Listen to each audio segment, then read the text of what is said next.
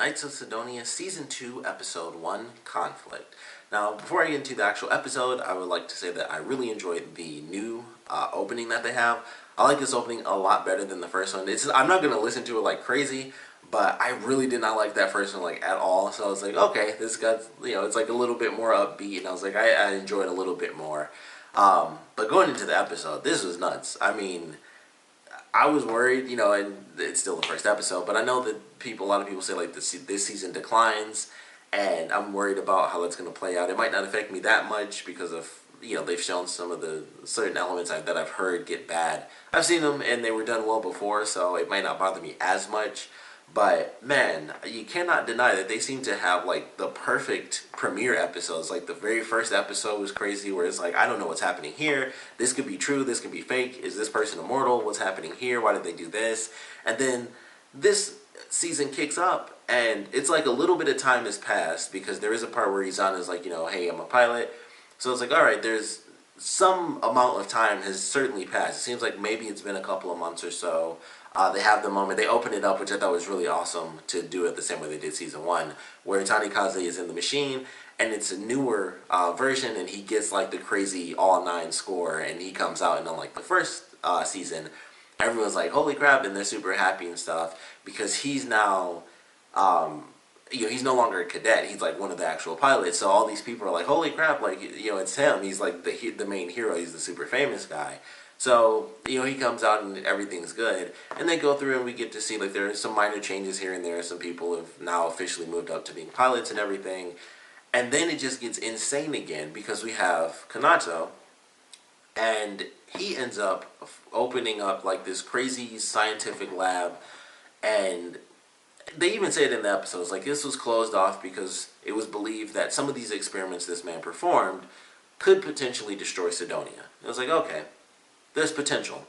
We see that potential almost instantaneously. Like, there's this random little black thing flying around, and then I guess she's his sister, because there's a part when they go to the woman who's watching, like, the space scientist or whatever. I might have to bring up my little picture again for everybody's names.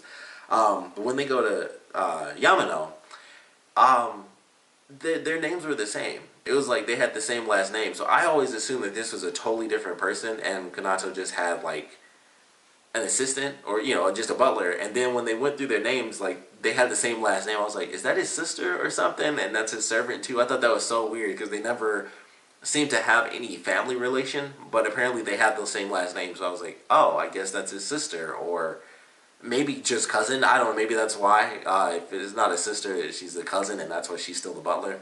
I don't know. But I was like, oh, that's weird. I thought for sure this person would not be related to him in any way, shape, or form, because she's like this subservient butler. But either way, it is totally irrelevant, because she ends up getting her finger sliced off. So at first, it was bleeding, and I was like, oh, whatever this little thing is, it's trying to get samples of human DNA. And then that little cut kept going, and her finger fell off, and I was like, holy crap, they're screwed. And she ends up being decapitated by like this actual little, I guess it couldn't have been a robot, it was an actual like little alien thing that had like a lance and all this stuff. And that was nuts.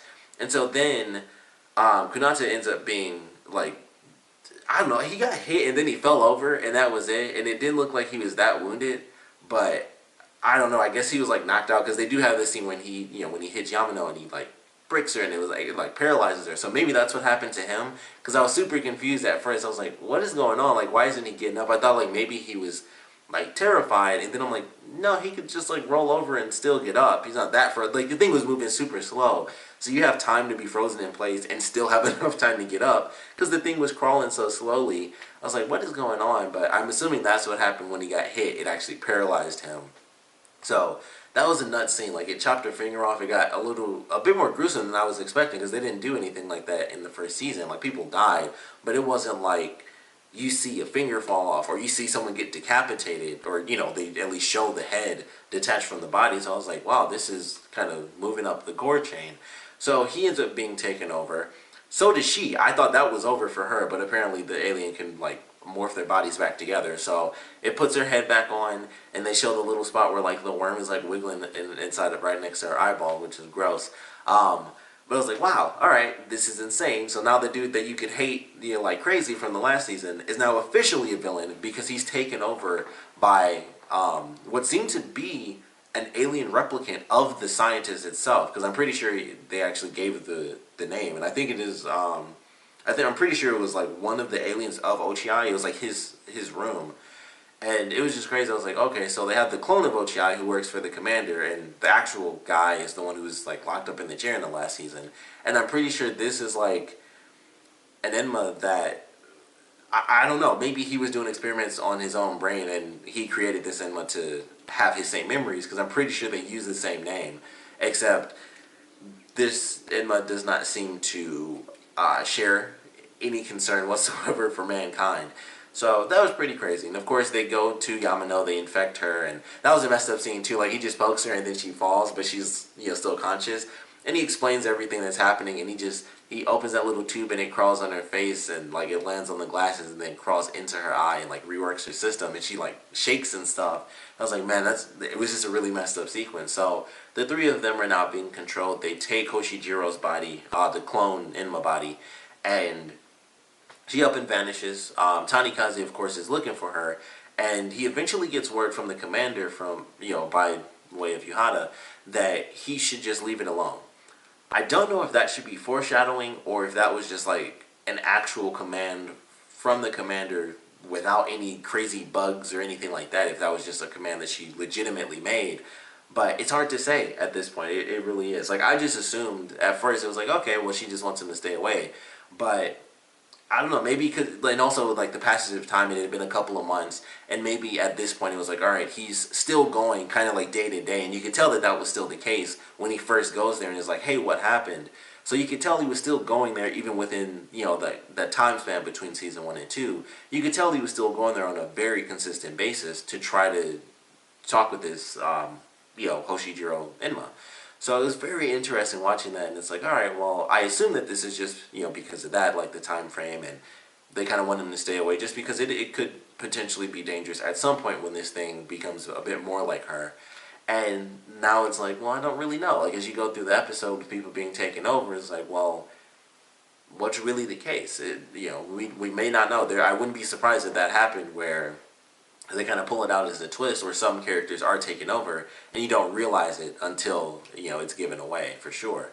But definitely a crazy first episode. It's like, wow, they have these creatures taken over, and then I mean, geez, like that was already nuts. And so then we get to the end, and it's like, all right, they're fighting off this ship, or they're fighting off the aliens, and it seems to be really tough. Like, it seems to almost be like these layered creatures together almost makes them more powerful, because they talked about how like the particles would charge up super super fast. And I was like, okay, does that mean when they're stacked on top of each other, they can channel each other's power or something? But they're dealing with this thing, and it's going okay. And then this random blast comes out of nowhere, and I was like, okay, well, what the F is this? Because like the first thing that happened, I was like, the Crimson Hawk, but I'm like, well, they destroyed that, so it couldn't possibly be that. But you can tell it's the same thing. It's like it's got like the booster, but it's pink and stuff. So I'm like, what in the world is this? And then they show like this whole thing, and we see mind controlled Kanata on the inside, and he's like, good job. And I believe the thing said like, thank you, Father. So I don't know if this was Hoshijiro being completely transformed into a ship, or if this was his sister, or whoever the girl was, turned into a ship, or what the deal is. But that was insane. And that's how it ends. And it was just like, it's nice to meet you all and everything, which really surprised me, because like I said, where it seems like this dude doesn't care about mankind. Maybe he's trying to, like, I don't know. It's really hard to say. It's like, he doesn't care. They could easily just be like, pop some tubes open and just toss them on the ground and then see who gets hit. But it was just crazy. It was like, why would he help them fight and then introduce the ship and everything? So it's effing nuts. I don't know where they're headed for season 2. But once again, just like episode 1, I got like a million questions. A bunch of craziness happens. And it's just like, I really don't know what to expect. They also introduced the jetpack into this episode. I feel like, considering it's a jetpack, I feel like that might be relevant for future episodes. But it was a crazy premiere. It was like just a crazy first episode for this season. It's like, I don't understand how in the world this is going to play out. Like, is he gone forever? Like, are those three characters that are taking over, even though the one girl didn't really make much of a difference, because we didn't even know that she was related to Kanato. But is he gone? Is Yamano gone? Like, are both of them mentally just gone forever? Can they somehow save them since their bodies are still there? Can they, like, erase the little, inmate inside of them? They would probably have to wake the guy up in order to do that, which they, of course, don't want him to do that. But it's nuts. It's just nuts. It's really hard to say. Maybe he's an Enma himself. Maybe that was why they had to do like the subconscious thing. Maybe that was a part of that whole deal, and I just didn't realize it. But it was nuts. It was just a crazy first episode. Really great for sure. Excited for season 2 now, and it was just a crazy ending. I was like, oh, this is not what I thought was going to happen. I thought it would be a build up as these three creatures kind of take over more and more of the city, and that's just how it ultimately ends up playing out. And that was not the case. It was just by the end, hey, here we are. Nice to meet you guys. Can't wait to get to know more about you. And that's how it ends. And I know like the still for the next episode is the ship is in like the docking bay with everyone else. And I'm like, how does it get there? Like, how did they ultimately come to the decision to trust this thing? And it's just nuts. It's just freaking nuts. So I can't wait to see how this plays out. But it was a crazy freaking way to end it. And I'm very excited for season 2. But of course, we'll love to know what you guys thought about this first episode. So please comment below. Let me know your favorite parts about it, least favorite parts about it. We'll love to know what you guys thought about, the whole element of 3 of the characters being taken over, the ship being revealed at the end. Definitely want to know your predictions for how things are going to play out for this season. And just in general, I want to know what you guys want to see from this season that you may not have gotten from the last season. For me personally, I can't really say there's much that I really want to see. I feel like they always answer, if there aren't answers, then I would assume that I'm going to get those. So I, of course, want to get more answers, of course, with what happened in this first episode. I want all the answers related to that. I would love to get more answers about Ochi and exactly what his role was and why they locked him up. Because he doesn't really play that big of a part in the flashbacks. Like, I don't believe he even shows up in that episode. It seems like he actually happens later, like after the flashbacks happen, and that's when they end up locking him up and stuff like that. Unless there could easily be something I don't remember, but I'm pretty sure he wasn't even really involved during all the flashback stuff, and he had like other scientific things.